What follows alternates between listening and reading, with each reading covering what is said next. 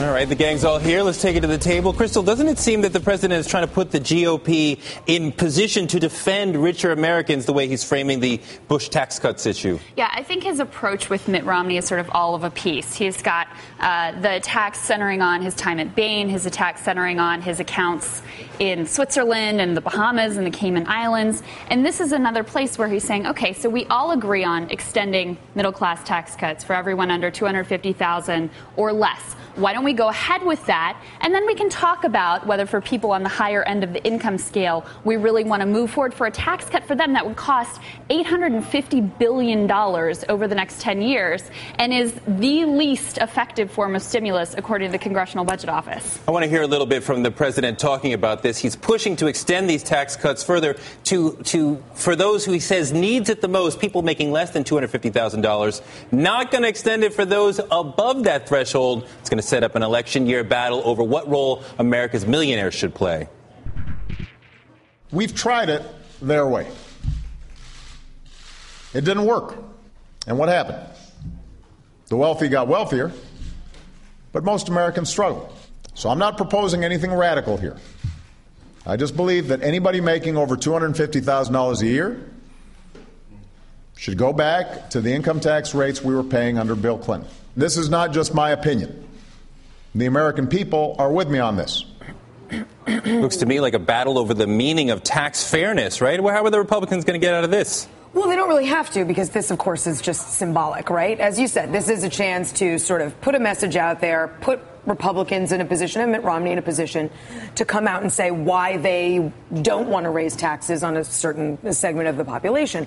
But there's really, interestingly, not a whole lot of consensus over whether this is the right thing to do, even within the Democratic Party.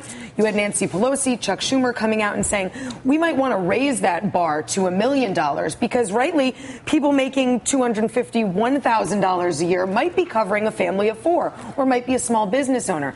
That's hard. Yeah, go ahead. No, there's also an interesting Wall Street Journal piece that came out today that talked about how Senate Dems are going to be a little reluctant to defend this. The quote we pulled says, already as many as 6 Democratic senators are hedging their bets as the economy looks worse. They haven't all declared outright support for postponing the tax hikes, but they've expressed a willingness to negotiate a deal with Republicans that would avoid raising taxes on anyone next year. And there you have them. The usual suspects, the predictable swing states, red states, moderates, Joe Claire Manchin, McCaskill, John Tester, et cetera. Tester, Webb, and the Nelsons. But what's significant about this today, and what I think makes it more than symbolic, is yes, this is symbolic in terms of the campaign. Right. But the campaign is going to be extremely important for what happens in that lame duck session, because right now the stakes are very clear. If you elect Mitt Romney, you're getting these tax cuts they're sticking with us sort of in perpetuity. If you re-elect Barack Obama, they are going away in some form. It will be negotiated how they will go away, but in some form they will go away. You can be certain this renewed Bush tax cut fight will make its way into political ads any day now. Political ad spending is already nearing $200 million, and we still have 4 months to go. Thank you, Citizens United, for opening the door to unlimited donations, which are funding negative ads like these on the air right now. America's jobless rate is still too high. Barack Obama's got lots of excuses for the bad economy. Headwinds coming from Europe. We've had a string of bad luck. An earthquake in Japan. An Arab Spring. An ATM, you don't go to a bank teller. Some things that we could not control. You go to the airport and you're using a kiosk. We've been a little bit lazy, I think, over the last couple of decades. But Obama never blames Washington's wild spending and skyrocketing debt. Tell Obama, for real job growth, cut the debt. Support the New Majority Agenda at newmajorityagenda.org. I'm Barack Obama, and I approve this message. President Romney's first 100 days, creating thousands of new jobs for Virginians. But would he? The Washington Post has just revealed that Romney's companies were pioneers in shipping U.S. jobs overseas, investing in firms that specialized in relocating jobs done by American workers to new facilities in low-wage countries like China and India. Does Virginia really want an outsourcer-in-chief in the White House? Juana Summers is a national political reporter for Politico. Juana, which of those ads do you think will be more effective? And don't you think the anti-Romney ad has had a little bit more of a sympathetic edge and a clearer message that might, just as a piece of television, that might resonate with the voters more clearly?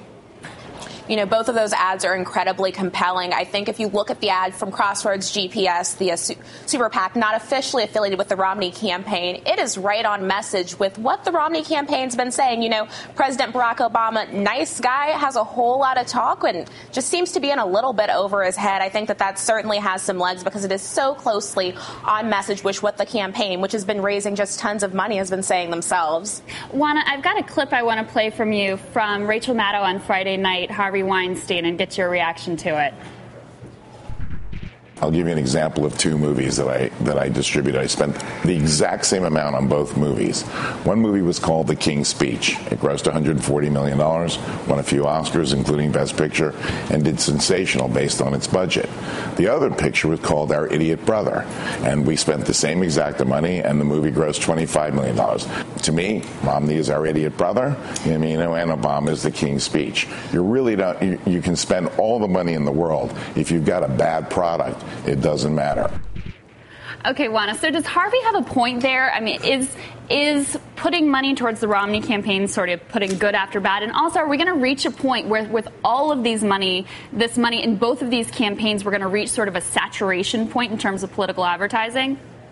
I'm no movie buff, but I think that's absolutely the case. What you said about saturation, I mean, take a look. Anytime you're watching your TV or listening to the radio, it's impossible to get away from these things. And if folks like you and I who do this for a living are tired of hearing about it, I can only imagine what your average voter in a swing state's thinking when you have super PACs and campaigns absolutely inundating people with them. So I do think there will be kind of a spilling over point where people are going to be turned off by this kind of stuff. But they're not turned off by this kind of stuff. And we have proof. I mean, that very self-serving Harvey Weinstein quote aside, we have proof, actually, that, there was a story out just today or yesterday that in battleground states, USA Today poll, Gallup poll, that in battleground states where negative ads were airing, they by and large worked in Obama's favor among a very small portion of the electorate that admitted that these ads actually changed their mind. They overwhelmingly changed their mind for Obama. So are these negative ads nefarious when they work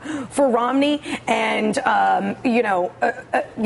altruistic when they work for Obama? I mean, it's like that's proving Harvey's point, though. No, this is disproving your case. But it's working for Obama's benefit. 76% of people are swayed. Well, so no matter how much money they're spending on Romney's campaign, is it really having the impact that they would want it to? Let's put that statistic. Let's make sure that statistic's in the proper perspective when we say 76% were swayed. We are also there talking about a disproportionate number of Democrats. Well, the effect the ad is having is real, but a lot of what that ad is doing, it's bringing Democrats who have been wavering home. That's different than taking undecided swing voters and moving them. There's some of that going on too, I think, but there's a lot of Democrats coming home. That's definitely the case. But I also think there is a sense here where when you just hear, Mitt Romney's a business owner, he's an executive, he's a business owner.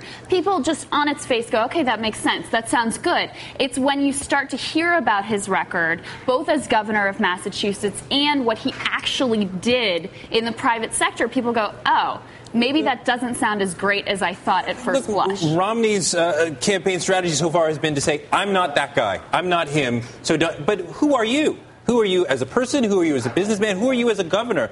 I'm not saying I'm just not him. So the negative ads have a real chance to define him, and especially define him in the relatively early part of the game. But what I would say is I really subscribe to the theory that there are diminishing returns on ads at the presidential level. Negative ads, yes, they do work sometimes. But I think, no difference between 46 for one candidate, 36 for the other. My question is, this kind of huge money we're seeing spent at the presidential level from super PACs, is this going to trickle down, and is it disproportionately going to favor one party to the House and Senate level? Right. So I think ads are a lot more significant there. Obama can overcome the ads. I'm not sure the average money House goes a lot farther at the even more level. Significant at the local level, at the state House level. It makes all the difference. Right. Juana Summers, thank you very much.